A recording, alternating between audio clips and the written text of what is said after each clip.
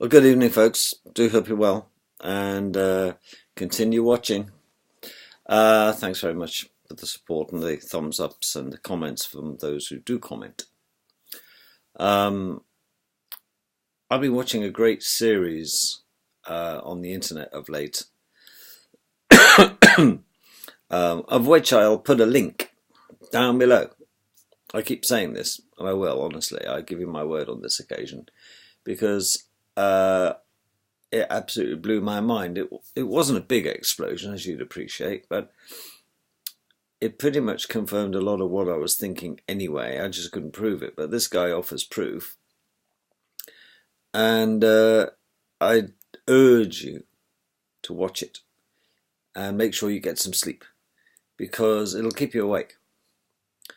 And I'm not going to ruin it for you, but if you truly thought you knew what was going on in the world, or what the world was made and how it was made, etc., you're in for a real wake-up call. And I thought I knew what I was talking about with many things, but it seems not. But I'm open to persuasion on many occasions. But this video is something else, and that's why I'm very tired today, because I stayed up late watching it. A whole series of them. I was binge watching. Other things I binge watch, I have to binge watch. I'm a Netflix freak. I binge watched Peaky Blinders. I binge watched Breaking Bad.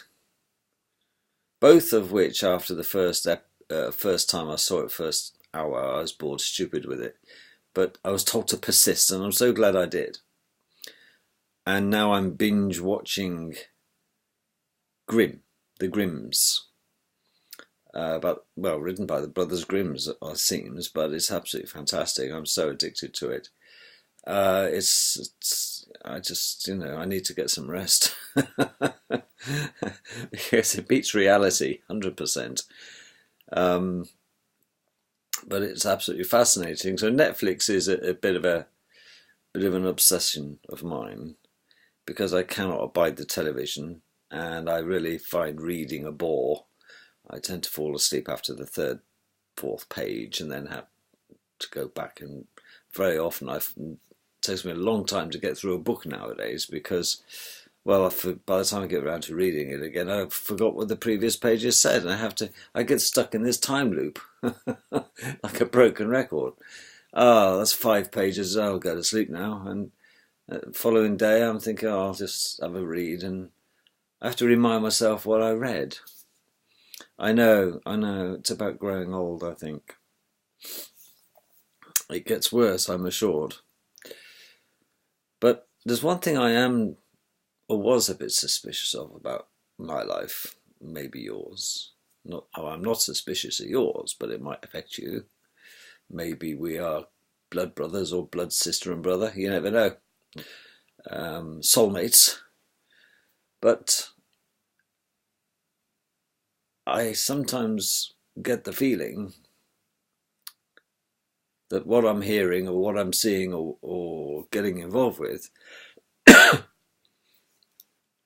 I've been here before. There are certain things that are in my environment or what people say that drag memory from my brain and say, is this it's a bit like that, Queen song. Is this just fantasy? Bohemian Rhapsody. When something's happening and I'm thinking to myself, I've either dreamt about this happening, or I've been there before and I've done it, got the t-shirt. And now it's happening again. Different people, but exactly the same situation. Sometimes it's a different situation with the same theme, with the same people. And I'm baffled. I just feel as though it's strange. Something strange is going on. Because I get this deja vu feeling. I've been there before. I've been here before. I know I've been here before. And I'll give you an example. You talk about serendipity. I went to visit my mother and father some time ago, and my mother pointed out that there was found a dead pigeon in the garden, and my parents at the time lived in Staffordshire, Stoke-on-Trent, and I visiting and knowing them knowing me, that being a bird freak, they said, well, it'll upset you if you go down the end of the garden behind the shed, because I haven't had time to clean it up. There's a dead pigeon. Okay, well, my mother just didn't want me to be upset by the sheer amount of feathers, I suppose, because a sparrowhawk, I think, had it, or a cat, something. Anyway, I did go down there. I took a polythene bag to clean up the mess, quite frankly, because I didn't want them doing it. And actually, the pigeon wasn't in that bad a condition when you consider what it had been gone through, but the wings were pretty much intact, because obviously hawks won't bother eating the wings. And I picked this dead pigeon up. And this is absolutely no word of a lie to you. I swear this is true to you. I looked at this bird, picked the pigeon up, and on the wing is a racing pigeon. On the wing was stamped the surname of the racer keeper, you know, the man who races pigeons, who owned the pigeon. And on it was the same surname as mine and my parents. There you go. It was almost like it was custom delivered. And it's not a common surname in that respect. I thought, what are the chances of that? In all the houses in all the country, this racing pigeon flies, lands, gets had by a sparrowhawk, and leaves my surname and my father's and mother's dead in the shed, dead behind the shed. You think, well, that's weird. It was an example. And something happened in the house we're in now a month or so ago. And my wife said that the dogs had been mad today, because you better look in the shed, because I've got a big shed. Not a lot in it, but it's just, it's my ego. She says that there's a dog crate, a small dog crate, inside of which I've had to put a racing pigeon that was cornered in the garden by the dogs. Now, our dogs don't kill anything, they just bark at it. And they cornered this racing pigeon. It was very, very, very tame, as racing pigeons generally are, because they've been handled a lot by humans, you see, so they're not exactly scared. And I looked at this pigeon. I thought, well, this is weird. I had visions of what happened in Stoke with my parents. I thought, how weird. Another pigeon. It's the pigeon post. I'm under pigeon alert again. And I looked at the pigeon, and I took it out. It had obviously been rained down, because we had a hell of a thunderstorm for a few days. And they don't like flying in the rain. They get drenched, and they get heavy, and they land, you see. And I felt its chest, and it was a razor bone chest bone. It was very hungry, and had obviously been missing. It lost its way home. And rather strange, this. It's quite a sad story, I'll warn you. Looked at the bird, and it seemed fine in all other ways. It's very hungry and wet. So on the wing, it said, "I am lost." Somebody printed on its wing feather, flight feather, "I am lost, please telephone this number." It found. So I thought, okay, do the decent thing. Somebody's missing this bird. So I phoned the number, and it was a foreign number. I thought, oh well, No answer. So I phoned the chappie who's in charge of British racing pigeons in the country. I managed to get hold of him. And I said, look, I've got this bird, and this is a telephone number, and what do I do with this thing? I'm happy to keep hold of it for a while if somebody wants to come and pick it up. Here's the telephone. He says it's pointless doing that. He says because generally speaking, if a racing pigeon comes down, the owners don't want it back. I thought that's a bit mean. You know, it's a young bird, this was. They often get it back and kill it because it's no good to man nor beast. Once it's not done as it's told, it's never trusted again. It's rather unfair, isn't it? Pity we don't do the same with humans. So I thought, well, I'm not going to neck it, as he put it. I'll feed it up for a few days, which I did, and it put a bit of weight on. I was weighing it, and it looked pretty presentable. And a nice sunny day, I thought, do you know what? I'm going to take it out the back. We've got a field behind our house, masses of them. Got hold of the pigeon, give it a quick peck on the cheek to say goodbye and good luck. Whoosh, into the air it flew. Into the distance, off to the woods. I thought, well, that's the end of that. Job well done, goodbye. Get on with my life. Stop fretting about a pigeon. 2 days go by. My wife phones me at work and said, hey, guess what? You're not going to guess who's in the garden waiting for you on the fence. The pigeon. I thought, okay.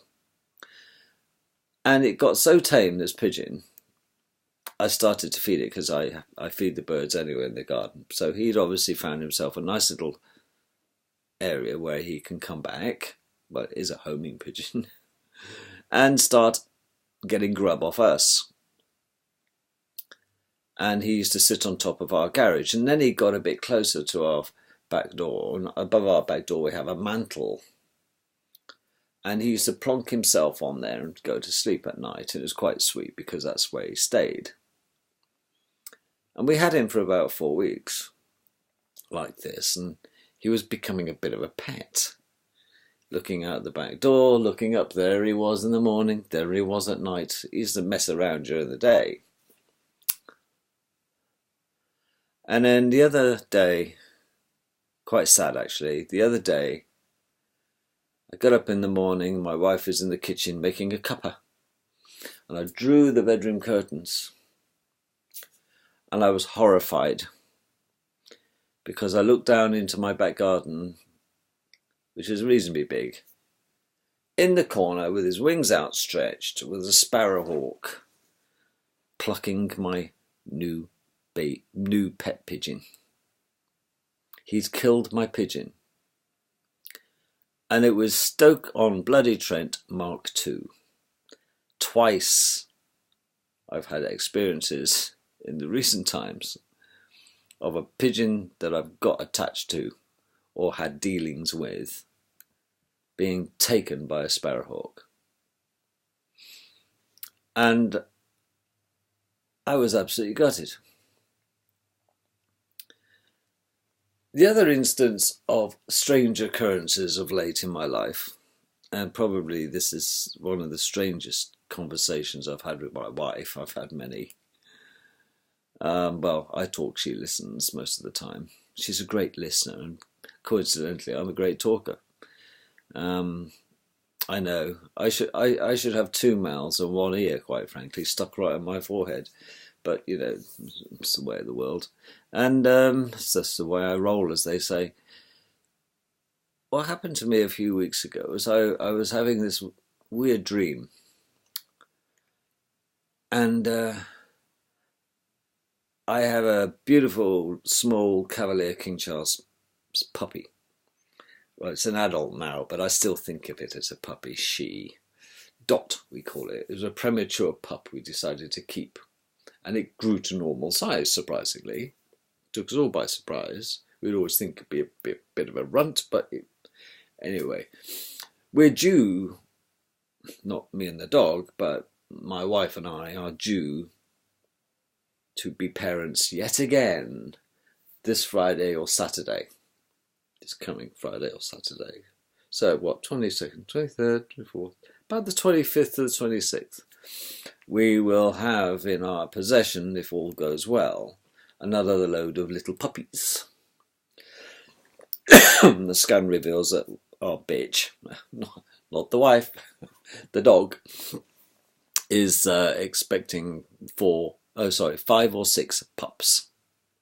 Well, okay. Well, they've all been sold up front, quite frankly, because they're really nice pedigreed dogs. But that's my wife's bag. I'm having this dream a week or so ago. And I kept it to myself. Because I was, in my dream, had a fluffy toy and I was fighting around. No, it was a fluffy toy, but it had bits of wood in it as well, a little wooden strip, I remember. And it was a very vivid dream. I was fighting Dot with it. That was her. And I was going rah, rah, rah, like this. And she's loving it. She loves a tug of war. And in my dream, the canine, lower right canine of the dog, I can see it now, snapped off, broke the tooth in half, you see, and it fell onto the floor. This is during the dream. I thought, oh my God, I've wrecked a tooth. I've broken one of the dog's teeth. Shouldn't have been so violent. I think it's when I was punching in the face. I don't know. Anyway, off this tooth came, half of it anyway. I thought, oh God, my wife will go nuts. I've damaged the dog. Oh. So I picked up in my dream, I picked up the dog tooth, half of it, and I was trying to get the dog to stay still long enough, trying to glue it with super glue back on so my wife would never discover it, you see, and the dog wouldn't be able to tell her. Anyway, the dream faded into nothingness and I was woken up and I kept it to myself. I thought, well, 2 days ago, I have a cough. 2 days ago, my wife was building this huge, well, I think it's huge, a big crate that you're going to bung puppies in to play with. Talk about forward thinking. I said, not even born yet and you're getting that ready. Well, may as well, it's preparation. She's a prepper. And she said, I want you to do me a favour, she said, because she's bought these Perspex strips. And she wanted me to, well, they've all been cut, so there's 2 large ones for the front and back and 2 small ones for the left and right side. But they go inside the crate against the strips. I said, what's the idea of this? I mean, we've already got a crate, but why what's with the Perspex? She says it stops the puppies snapping their teeth. If they get a bit rough and tumble and they start biting and twisting their heads around, they can snap their teeth off, particularly the canines, which is precisely the tooth I broke in my dreams on Dottie. And I said to her, that's amazing. She says, oh, you think it's a good idea? I said, you should patent it. She says, well, I think there's already something out there, but you can see how my mind works. Sharp as a tack when it comes to money. Anyway, she said, well, I think it's already been done. I said, it is a fabulous idea. And that's how... She goes, oh, really? I thought you'd be wholly opposed to it. I said, no, I think it's a brilliant idea. Oh, thank you, she said, all very proud that, I'd given her my approbation and praise. And, it's rare indeed that I do that, apparently. And I said, no, I agree. Do you know what's really weird, I told her. I said, I had a dream about this a few nights back. About Dottie snapping her tooth off when I was fighting around with a piece of wood and a toy. She goes, well, that's rather strange, she says, because it's quite an occurrence for newborn pups. So when they're teething, is to break their teeth and snap them off on the little metal bars of the puppy pen. And this sheet of Perspex will stop them getting their nose between the squares and fighting and wrestling and biting things, and they won't lose their teeth. You devalue the dog, you see. Nothing to do with dog's welfare, of course, not. And that's all about the money. But hey-ho, rather strange. But more and more now, I am coming across more and more coincidences, serendipity, time loops, almost prophetic, not pathetic, prophetic visions.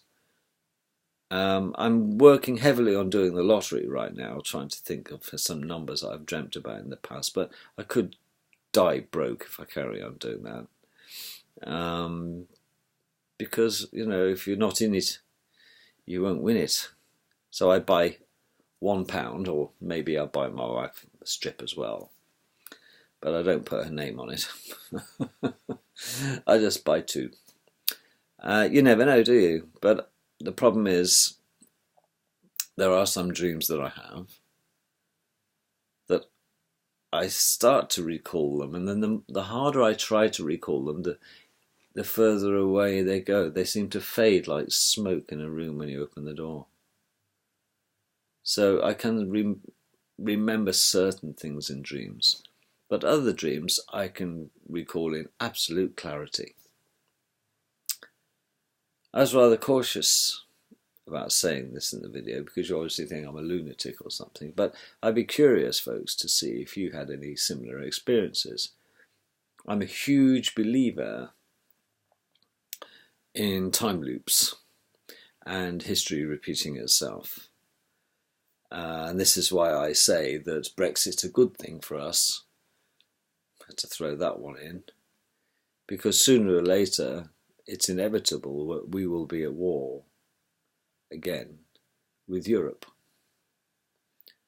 And I think it'll be Britain and America all over again against Europe. And that's the way I feel about it. And history will repeat that. Because you cannot amalgamate such people with the British. We're a strange breed. And, you know, I've had experience of Holland and Germany and a bit of France. And they just ain't my bag. And I can tell you, they think, and I've said it before, they are wired differently to us. But my spider sense says that we will have a revote and it'll result in us staying in Europe, and that'll create a catastrophe ultimately. And we will end up falling out big time, because we always argue about money. It's a very emotive topic, isn't it? Money, money, money. Well, who controls the money? The hidden hand, of course. The hidden hand control the science we learn at school, the science and bullshit we're fed. They control the religions, they control the language, the borders, the cultures of countries. And they control the interest rates and standards of living of the incumbent population. So, I'd be curious to know, in conclusion, to see if you've had any of these serendipitous events in your life. Or maybe you've been able to tell what was going to happen in the future, and it has actually happened. And any of you know that you can think things into existence. I'm an absolute core believer of that. And you can propagate that as well if that's what you want to do. You can visualize things you want to happen in your life and those people you want to attract in your life. And if you do it on a regular basis, undisturbed for half an hour in a day in a darkened room, and be serious about it and take it seriously, and don't fall asleep in the dark room, sit bolt upright when you're feeling uncomfortable so you don't fall asleep. Think about it. And will it into your life, and trust me, folks, most of the time, it or they will come or happen to you. try and give that a go. It takes practice, dedication, and not something you can do for one day and expect results. You have to do it. I would try it for a whole month.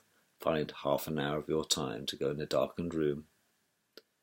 Be undisturbed. No distractions. Shut those curtains. Okay? And think things that you want to achieve or attract into your life. And don't be too surprised if you dream about them before they happen. But they will happen. Let me know your thoughts. I'd value it if you said what your experiences were. Toodle pip, have a good evening.